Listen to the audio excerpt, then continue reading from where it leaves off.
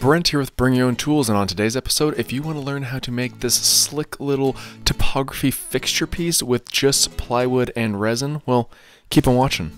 Let's get started. Now, this creative endeavor started with just finding some birch plywood at Home Depot, and there was a lot of different types of uses for plywood, and I've seen a number of different type of topography style uses as of recently. But me being me, I always like to try new and different things as well as learn new skills, so let's go ahead and put a topography furniture piece together. Now, I cut all this plywood down to 1 foot by 1 foot pieces and then gradually sanded both sides just because I wanted to rough up the surface of the boards, just because I wanted to make sure that I had a perfectly well-bonded panel system that adheres properly to every single panel. Now I'm using Type Bond 2 premium wood glue as well as just a small weenie roller that I can throw away later. This will just allow me to easily apply plenty of glue to both sides of each board as well as make sure there's equal coverage on all panels. Now, because we're applying an even coverage over the entire surface on both sides, you don't need a massive glob of glue and you don't want to be dripping everywhere making a mess, so as long as you have even coverage over the entire surface, you should have a properly adhered board system. Now, once I have all sides glued up, I then take some wood bar clamps and clamp down on all 4 edges, just trying to make sure I have as even boards as possible and they're aligned properly. It's a little difficult, but after waiting for the glue to dry, take off the bar clamps. I do have a bit of extra spillage that I probably could have easily just wiped off with a wet rag, but inevitably I'm going to be cutting off the ends anyways, so there you go. Now, this is obviously a very thick, tall board, which I should have probably thought about prior to fabricating because it did make cutting the sides of the board pretty difficult with my chop saw, but we made it work. I cut one end and then turned it around and cut the other, and it got most of the surface grime. However, I did have to use my random orbital sander.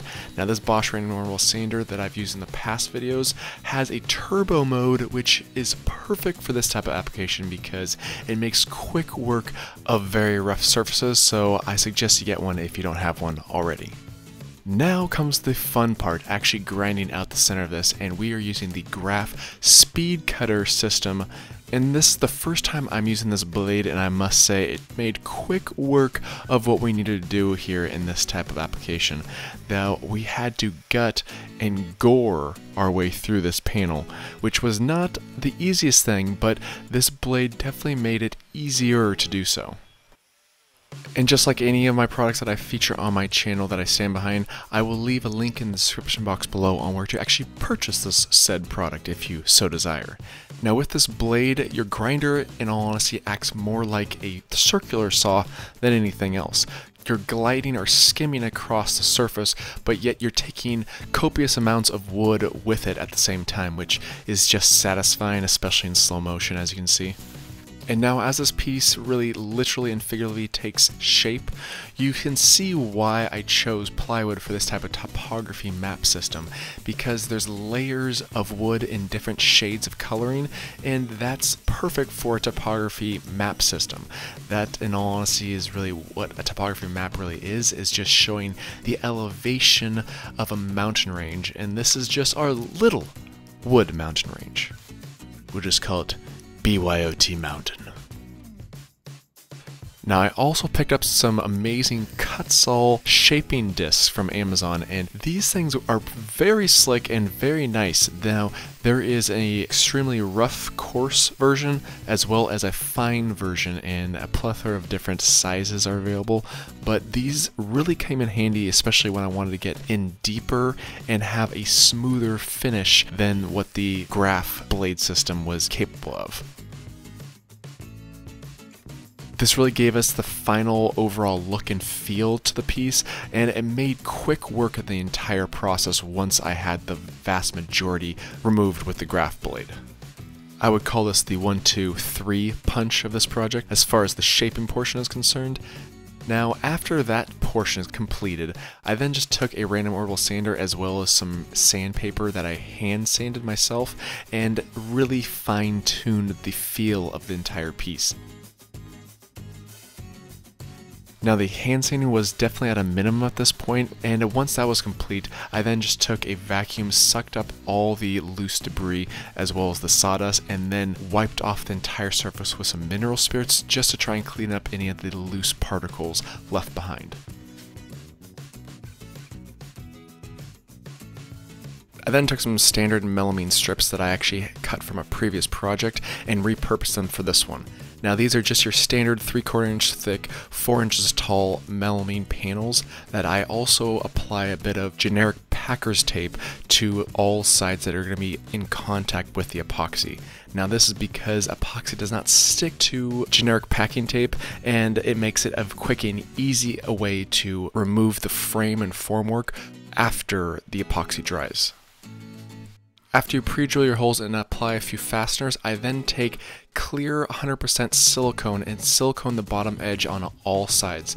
Now this will ensure that I will not have any leakage, or at least extremely reduce the amount of leakage that you will have if you do not do this step. So just note to self and make sure you do not skip on this end, because the last thing you want is a horrific mess with epoxy. For example, if anyone actually still does their own oil changes, which I actually do, imagine that it's like oil, but it hardens like a rock if you don't clean it up. So it's basically the best of both worlds, or in all honesty, the worst of both worlds. I apply a very small thin layer of epoxy. This way I can fully waterproof the piece prior to filling it with epoxy.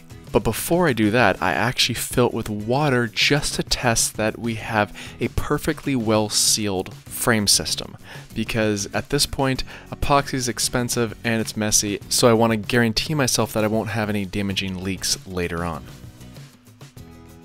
Yeah, I know this might be a bit overkill for this type of project, but I can rest easy knowing that this will not leak after I pour the epoxy, and that just makes me feel good inside, especially with the fact that this type of epoxy does not fully cure for over 72 hours, so you also have to think about that. Now I'm using a 2-part 2-to-1 ratio epoxy. Now this is generally used especially for larger, thicker pours, which is what we're going to be doing, because it has to activate and cure slower than a 1-to-1 ratio generally. Now if you have worked with epoxy that is not specified for thick pours and you've actually tried it for a thicker pour, hence I'm raising my hand, I've actually done this and it ruins the finish, because inevitably it has to degas and decast because there's so much heat involved. As in, this product will actually get up to over 150 degrees if you pour the product too thick, and if it's too thick and it can't degas correctly, then it's gonna really just burn itself up and inevitably ruin the finish, especially if you have a clear finish.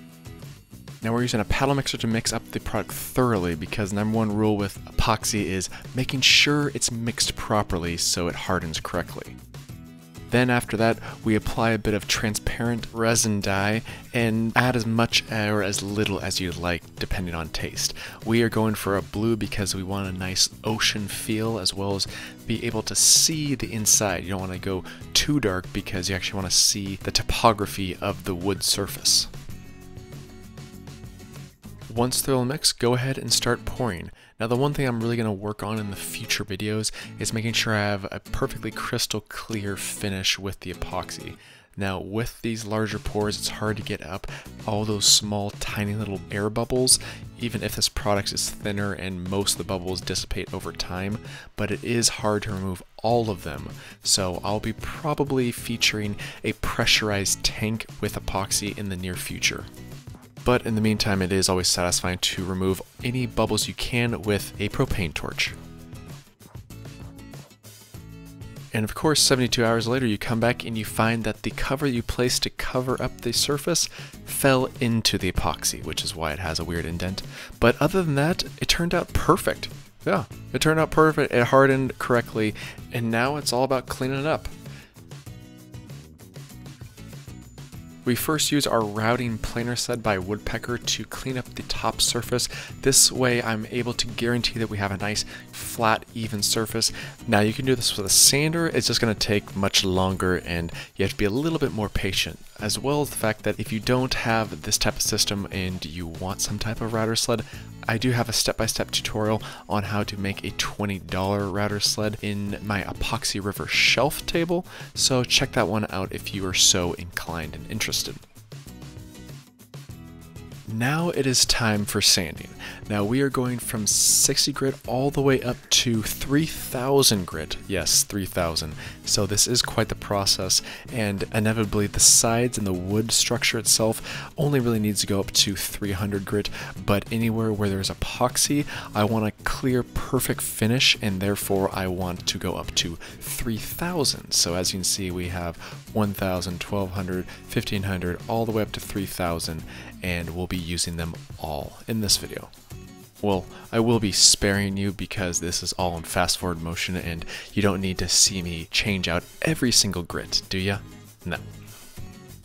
And of course, one of the most satisfying feelings is when you splash on that little mineral spirits and you wipe it off and it's beautifully crystal clear. So nice. Now there are a number of different ways to finish epoxy, but in this video we're actually going to be using Mother's Brazilian Carnauba car wax. Now this might not be the most preferred method to apply finish to epoxy, but I'm using it just because I wanted to try it out and I've seen buffing agents on epoxy in the past, so I wanted to see how it turned out. And I can say honestly and truthfully, it turned out beautiful. Now this really does shine it up, especially when you start using this type of Ryobi hand buffer. Now I apply the finish, I let it sit for approximately 5 minutes, and then I come back and buff out the excess. Then I put a new pad on and buff out the remaining shine. Now once you buff out the remaining shine, it is extremely smooth, beautiful, and quite clear.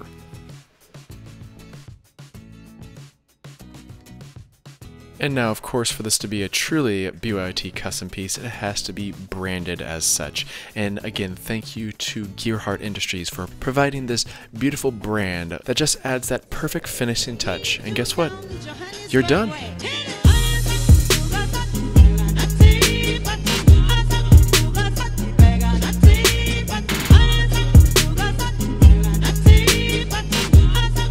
I truly love being creative, and this is one of my most creative projects that I've ever done on this channel, and I hope you guys all enjoyed it and appreciated the fact that it's a unique one, it's a different one, and who knows what we're going to do with it. Maybe a bedside side table piece? Yeah, a little BYOT action. That's one beautiful, sexy beast.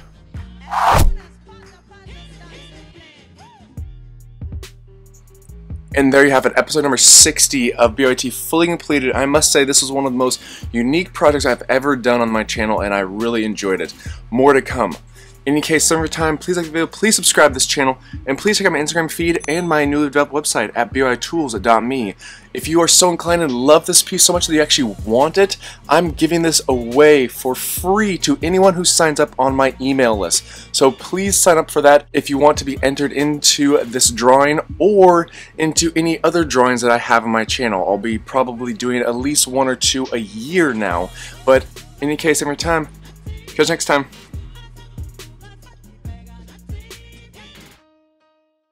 Looking around, looking good. No leaks, no leaks.